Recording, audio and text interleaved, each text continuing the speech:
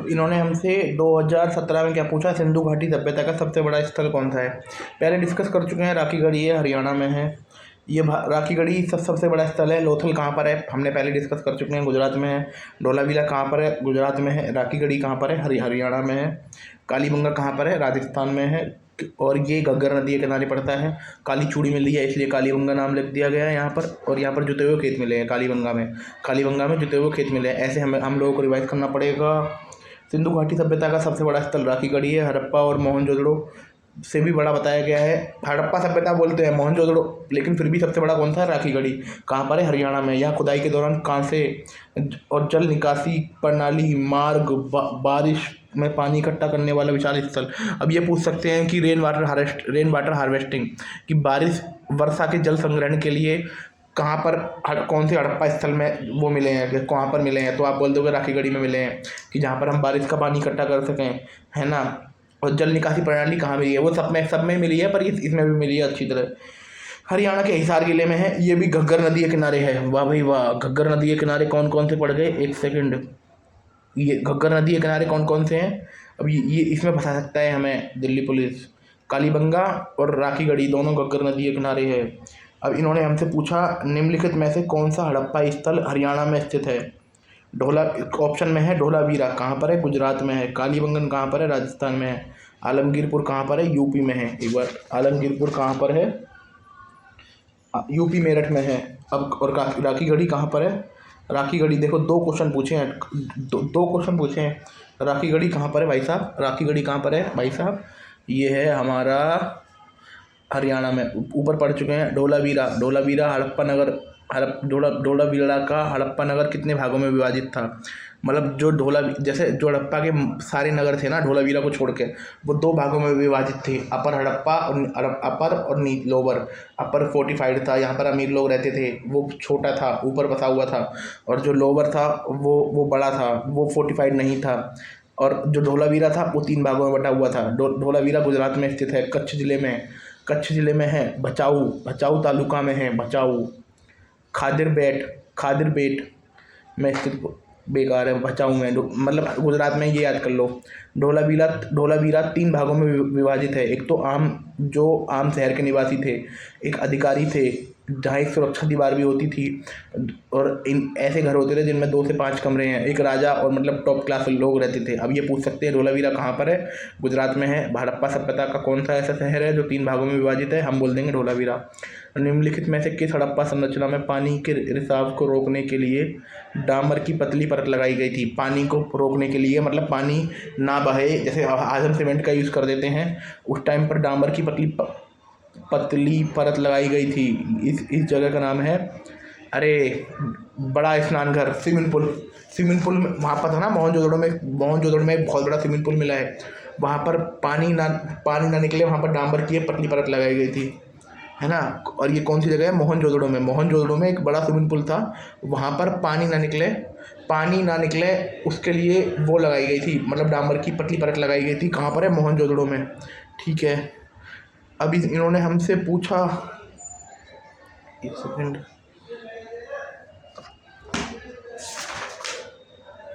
अब इन्होंने हमसे पूछा, उत्तर वैदिक काल में निम्नलिखित में से किस पशु का स्थान समाज में सबसे प्रतिष्ठित था। उत्तर वैदिक काल में मतलब कौन से पशु की बातचीत थी, मतलब कौन से पशु को सबसे ज़्यादा लोग मानते थे। गाय, आंसर है गाय। आंसर क्या है, गाय। गाय हमारी माता है। प्रारंभिक उत्तर वैदिक काल के दौरान गाय को मूल्यवान माना जाता था। गाय, जिसके पास सबसे ज़्यादा गाय होती थी, वो सबसे पावरफुल आदमी, वो सबसे अमीर होता था। पशुपालन का प्रमुख पशुपालन। अब ये पूछ सकते हैं, उत्तर वैदिक काल में उत्तर वैदिक काल मतलब अर्ली वैदिक पीरियड में जो सबसे ज़्यादा काम, मतलब कौन से लोग सबसे ज़्यादा काम कर सकते हैं। खेती पे टिक मत कर देना, पशुपालन पे टिक करना। पशुपालन सबसे बड़ा व्यवसाय था उस समय। और समाज कैसा था, आदमी की ज़्यादा चलती थी, तो पितृ सत्तात्मक था। ऋग्वैदिक काल में गाय को गोधन या गाय का धन कहा गया है। अब ऋग्वैदिक काल में गाय को गोधन या ऋग्वैदिक या गाय का धन कहा गया है। पशुपालन उत्तर वैदिक काल की बात कर रहे हैं, गाय की नंबर 1 बातचीत थी ऋग्वेद में। ये पूछ सकते हैं इनमें से कौन से वेद में गाय के बारे में बातचीत की गई है, आप बोल देना ऋग्वेद में बातचीत की गई है। पशुपालन उत्तर वैदिक काल में नंबर 1 काम था, सबसे मतलब लोग अच्छा करते थे, सबसे ज़्यादा लोग इसे करते थे। अब इन्होंने बोला है कौन सा वर्ण 4 माने जाने वर्ण में से चौथा स्थान पर था। कितना आसान क्वेश्चन है कि जैसे आज समाज में 4 वर्ण है ना, ब्राह्मण, क्षत्रिय, वैश्य, शूद्र, मतलब जो सबसे नीचे कौन सा था, शूद्र। ये 2017 में पूछा था। वर्ण व्यवस्था के तहत 4 वर्ण थे। ब्राह्मण जो वेदों का अध्ययन करते थे, पढ़ाते थे, यज्ञ करते थे। क्षत्रिय जो युद्ध करते थे, लोगों की रक्षा करते थे। वैश्य खेतीबाड़ी करना, व्यापार करना, मवेशियों की देखभाल करना। शूद्र जो अन्य 3 वर्णों की सेवा करते थे। श्याम वेद को अब ये है, श्याम वेद को भारतीय डैश के प्राथमिक स्रोतों में माना जाता है। संगीत अब ये पूछ सकते हैं इनमें से श्याम वेद में सबसे ज़्यादा क्या पाया गया है, इनमें से सबसे ज़्यादा श्याम वेद में क्या पाया गया है, संगीत। या किस वेद में सबसे ज़्यादा संगीत वंगीत की बातचीत है, हम क्या बोलेंगे श्याम वेद में। किस वेद में सबसे ज़्यादा संगीत की बातचीत है, हम बोलेंगे श्याम वेद में। ठीक है, श्याम वेद में सबसे ज़्यादा किस में है, संगीत के बारे में। 4 वेद हैं, ऋग्वेद, यजुर्वेद, सामवेद, अर्थवेद। अब ऋग्वेद में सबसे ज़्यादा क्या है, ईश्वर की महिमा। और यजुर्वेद में बलिदान। अब ये पूछ सकते हैं कि बलिदान के बारे में सबसे ज़्यादा कहाँ पर, बलिदान के बारे में कौन से उसमें बोल रखा है, यजुर्वेद में। बलिदान के बारे में कौन से, बलिदान विधि के बारे में कौन से उसमें बोल रखा है, यजुर्वेद में। अब ये पूछ, बलिदान के बारे में बोल रखा है यजुर्वेद में। श्यामवेद में बोल रखा है संगीत के बारे में। अर्थवेद के बारे में बोल रखा है, अर्थवेद औषधियों से संबंधित है। अब ऋग्वेद के बारे में ईश्वर की महिमा और गाय के बारे में, गाय को गोधन बोल रखा है। वर्ण व्यवस्था को सही ठहराने के लिए प्राचीन भारत के ब्राह्मण ऋग्वेद के किस सूक्त का प्रयोग करते थे, पुरुष सूक्त का प्रयोग करते थे। अब ये अब जो ऋग्वेद का 10वां मंडल है ना, उसमें पुरुष सूक्त है, उसमें वर्ण व्यवस्था को सही ठहरा रखा है। अब ये पूछ रखा है कि किसका यूज करते थे, पुरुष सूक्त का। किसका यूज करते थे, पुरुष सूक्त का। अब इसमें बोलेंगे कि अब ये पूछ सकता है कि वर्ण व्यवस्था के बारे में कौन से वेद में दे रखा है, ऋग्वेद में दे रखा है। कौन से सूक्त में दे रखा है, पुरुष सूक्त में दे रखा है। कौन से मंडल में दे रखा है, 10वें मंडल में दे रखा है।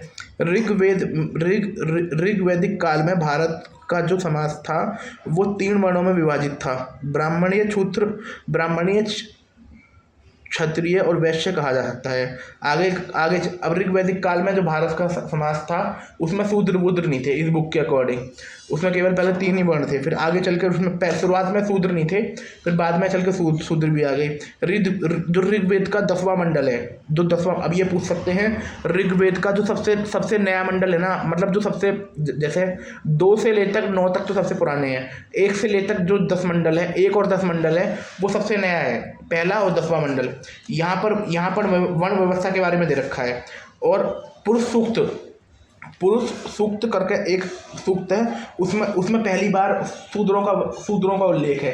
पहली बार शूद्रों का उल्लेख कहाँ पर है, पुरुष सूक्त में। पहली बार शूद्रों का उल्लेख कहाँ पर है, पुरुष सूक्त में। पहली बार वर्ण व्यवस्था के बारे में किसमें है, ऋग्वेद में। ऋग्वेद के कौन से मंडल में, 10वें मंडल में, है ना। पुरुष सूक्त को वर्ण विभाजन को धार्मिक अनुष्ठानिक, इसमें बोल रखा है कि हाँ भाई जो भेदभाव होता है वो सही होता है, पुरुष सूक्त में लिख रखा है। फिर इन्होंने हमसे पूछा 2023 में निम्नलिखित में से किस देवता को ऋग्वेदिक किले, मतलब कौन से देवता को ऋग्वेद में किले को तोड़ने वाला बोला गया, पुरंदर कौन से देवता को बोला गया, इंद्र को। अब ये पूछ सकते हैं कि हमसे कि पुरंदर किस देवता को बोला गया। पुरंदर होता है किला, पुर होता है किला, और जो से तोड़ने वाला तो पुरंदर, तो हम क्या बोलेंगे, इंद्र को। अब ये पूछ सकते हैं कि पुरंदर के बारे में कौन से वेद में बोल रखा है, ऋग्वेद में बोल रखा है। अब ये पूछेंगे कि ऋग्वेद में सबसे ज़्यादा, ऋग्वेद के टाइम पर सबसे पावरफुल देवता किसे माना गया है, इंद्रदेव। तो इंद्रदेव का क्या काम था, किले को तोड़ देना। ठीक है, अब इन्होंने हमसे पूछा है शुरुआत में मगध महाजनपद की राजधानी निम्नलिखित में से कौन सी थी, राजगीर। मगध महाजनपद की राजधानी कौन सी थी, राजगीर। मगध महाजनपद की राजधानी कौन सी थी, राजगीर। मगध महाजनपद की राजधानी कौन सी थी, राजगीर। शुरुआत में कौन सी थी, राजगीर। मगध महाजनपद प्राचीन राजधानी कौन सी थी, राजगीर। ये आधुनिक बिहार के राजगीर में स्थित है। राजगृह थी, सॉरी राजगृह थी जो राजगीर में स्थित है। अब ये पूछ सकते हैं मगध महाजनपद की जो राजधानी है वो कौन से राज्य में स्थित है। हम बोल देंगे भाई उसमें स्थित है, किसमें स्थित है, बिहार में, मगध में, पटना। ठीक है, ये मगध राजा बिंबिसार ने राजगीर का निर्माण किया था। अभी ये पूछ सकते हैं कि इनमें से कौन सा राजा मगध साम्राज्य से नहीं था, तो मगध साम्राज्य से था, तो आप बोल देना भाई बिंबिसार था। और राजगृह को किसने बनवाया था, बिंबिसार ने बनवाया था। राजगृह को किसने बनवाया था, बिंबिसार ने बनवाया था, वो उसी ने राजधानी बनाया था। मगध के बाद अजातशत्रु ने भी, जो अजातशत्रु बंदा था उसने भी अपनी राजधानी राजगृह को बना कर रखा। मगध की एक और राजधानी थी पाटलिपुत्र, जिसे अब पटना के नाम से जाना जाता है। मगध की दो राजधानी थी, राजगृह और पाटलिपुत्र। पहली कौन सी थी, राजगृह, जो आज के राजगीर स्थित में स्थित है। जो पाटलिपुत्र है आज को उसे पटना बोलते हैं। राजगृह को किसने बनवाया था, बिंबिसार ने बनवाया था। और बाद में अजातशत्रु ने भी इसे ही अपनी राजधानी माना था। महाजनपद के दौरान उज्जैन की राजधानी, अब इन्होंने पूछा कि महाजनपद काल के दौरान पर उज्जैन की राजधानी क्या थी। उज्जैन की राजधानी थी अवंती। महाजनपद काल के टाइम पर उज्जैन की राजधानी क्या थी बेटे, अवंती, है ना। अवंती प्राचीन भारत की एक महाजनपद, अवंती प्राचीन भारत का एक महाजनपद था जो वर्तमान में मालवा क्षेत्र में आता है। अब उज्जैन पूछे कौन से क्षेत्र में आता है, मालवा में आता है। मालवा कहाँ आता है, मध्य प्रदेश में। मालवा कहाँ आता है, मध्य प्रदेश में। विंध्य पर्वत के कारण यह जिला दो भागों में विभाजित हुआ था। अब ये पूछ सकते हैं कि विंध्य पर्वत कौन से महाजनपद में आता है। विंध्य पर्वत कौन से महाजनपद में आता है, विंध्य पर्वत कौन से महाजनपद में आता है, बताइए बेटे कौन से महाजनपद में आता है। ये आता है उज्जैन महाजनपद में। ये उसके कारण यह जिला दो भागों में विभाजित था। उत्तरी भाग की राजधानी उज्जैन थी, दक्षिणी भाग की राजधानी माहेशमती थी। अब ये पूछ सकते हैं कि माहेशमती अवंती राज्य की कौन कौन सी राजधानी थी। अवंती राज्य की कौन कौन सी राजधानी थी, अवंती राज्य की कौन कौन सी राजधानी थी, उज्जैन और माहेशमती। अब पूछ सकते हैं कि विंध्य पर्वत कौन से एरिया में आता है, कौन से महाजनपद में आता है, हम बोल देंगे अवंती में आता है। अब पूछेंगे कि अवंती आज के दौरान अवंती महाजनपद कौन से एरिया का है, मालवा में। मालवा कहाँ पड़ता है, मध्य प्रदेश में। ठीक है, उज्जैनी को अवंतीपुरी के नाम, ऐसे अवंतिकापुरी के नाम से भी जाना जाता था। ठीक है, यहाँ भगवान, और उज्जैन में भगवान के जो 12 ज्योतिर्लिंग है उनमें से एक महाकाल का मंदिर स्थित है। अब इन्होंने हमसे पूछा महाजनपद ने साम्राज्य पर शासन किया। महापद्मानंद ने किस पे शासन किया, मगध पे। महापद्मानंद ने किस पे शासन किया, मगध पे। ये मगध वंश का पहला राजा था, नंद वंश का पहला राजा था। ये नंद वंश का पहला राजा था, है ना। ये क्या था, नंद वंश का पहला राजा। ये ईसा से 344 ईसा पूर्व से लेकर 324 ईसा पूर्व तक इसने स्थापना करी। अब ये पूछ सकते हैं कि नंदवंश की स्थापना किसने करी, महापद्मानंद ने। नंदवंश की स्थापना किसने करी, महापद्मानंद ने। और ये मगध महाजनपद का जो नंदवंश था वो मगध महाजनपद से जुड़ा हुआ था। पुराणों में उसे अभिलेखक तंत्रक और एक। अब ये पूछ सकते हैं कि पुराणों में किसे आलिक यांत्रक या एक छत्रक के नाम से जाना जाता है। अभी पूछ सकते हैं कि पुराणों में किसे आलिक यांत्रक या एक छत्रक के नाम से जाना जाता है। महापद्मानंद को। महापद्मानंद ने एकारठ की उपाधि हासिल की। अब ये पूछ सकते हैं कि भाई एकारठ की उपाधि किसने हासिल की, एकारठ की उपाधि किसने हासिल की, बताओ। एकारठ की उपाधि किसने हासिल की, महापद्मानंद ने। महापद्मानंद को उग्रसेन के नाम से भी जाना जाता है भाई। अब इसके नाम देख लो बंदे ने। नंदवंश की स्थापना करी जो मगध में था, जो मगध एरिया में राज करता था। पुराणों में इस बंदे को अखिल छत्रांतक के नाम से जाना जाता है। और एक छत्र के नाम से जानता है पुराणों में। इस बंदे ने एकारठ की उपाधि हासिल की थी। इसे उग्रसेन के नाम से भी जानते हैं।